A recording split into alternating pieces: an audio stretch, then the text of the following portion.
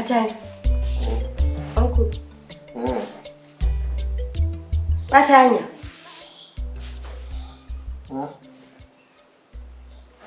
Ndipiwe $100. $100? Bonds. Obvious, mom could $100. $100. Batang. Mwede. Personal use. Can I see now? I'm not going to She is simple. Anyway, thank you. Batang, can you please do me a favor? Yeah, anything for you. Can you please stop calling me my name? I can't do that. Wenda. Bankuru, I have betrayed that role. And now I'm going to say my name, but never mind.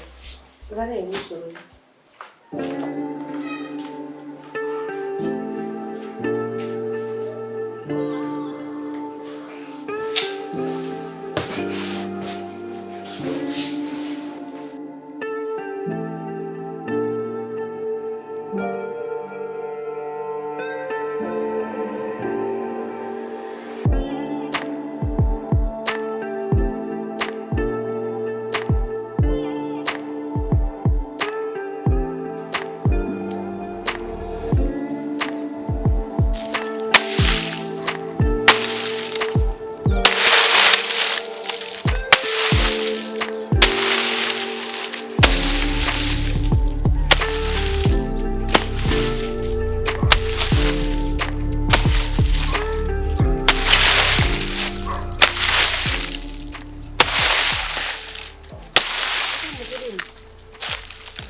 Lil.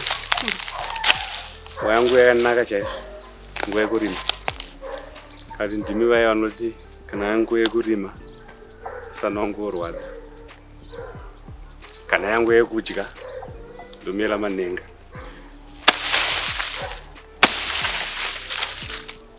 Are you okay? $100. $100 mari yakawanda. Chiko chanyanya kunetsa chekuti baba tanyu atadza kuendela kumba. Apana Bankuru, it's for personal use, something that you men want and can't understand. Yeah, wakadza muzwisisike. You get expensive by each day. Bankuru, this is serious, Kana. It's not fun. Lily. Ndikuziva pane zvikunetsa. Kana wada kutaura miye. Usiyana naBankuru uzinzwa.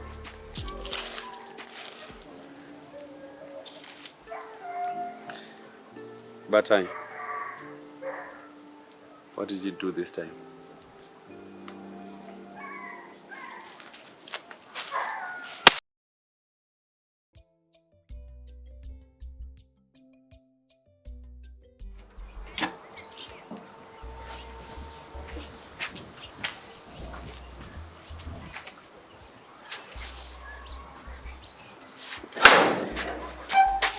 Lily. You must have been sorry, man. Bankuru, chicha chinje papa ndindagara ndikutakura mvura every day. You know what changed? Batanya akataura kuti anzi kutakura zvinorema kunobvisa mundiyani. Sorry baba kai. Nenda chokanga ndo zvakaita nini. It's okay. And you should rest. Is okay. Bankuru. Ndikaita miscarriage mutonrose zvamaita maitanje. No. That was the biggest mistake I've ever made, and I will never do that again. You know what? Can we not talk about this? Okay, sorry Bankuru.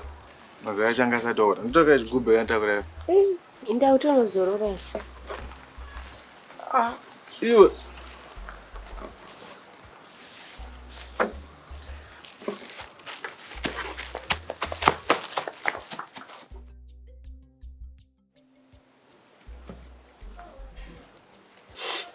I know I'm going to regret this, but I'm denying my option. You're the last person I'm going to push on problem. Lily, ini ndirichirera nherera neshirikadzi. Hapana chekumboregreta apo. Past is past, zvakatopfuura zve. Kitty, I'm not talking about that. Ndipoka $100. Ah? Tiri mukadzi wa Bill Gates here. Haasi mashure iwaya. Ndoiwanawo mari yakawanda kudaro. Bye bye. Lily. Inombokai. Ndina number. Iwe ndakatadza kuziva number rei. Ini ndakaita 10 ndikabvisa ndotadza kuziva number. Asi ndiyabatanya. Kuzexire yangu iri kutoona tumaziso. Nditunzike tocho. Ndiyabatanya kai. Waisiya mabatanya. Asi unayo kanumba. Dzokataura. Ndinogara. Ndimava.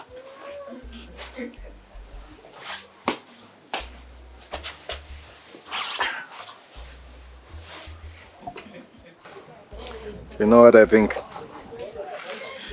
I think mukadzi akati kune murume wake ndakumboshanyirana mama. Ndombono waona obva aenda papaita 2 weeks kana 2 months. Murume wake asina kumbofona, asina kuita kana follow up. And I think kwaari kushanya chaiko kumba kwemurume wake. Kwavo chaivo ndikwana mama wake. What do you think? You know what I think too? I think kunze utonora and we should go.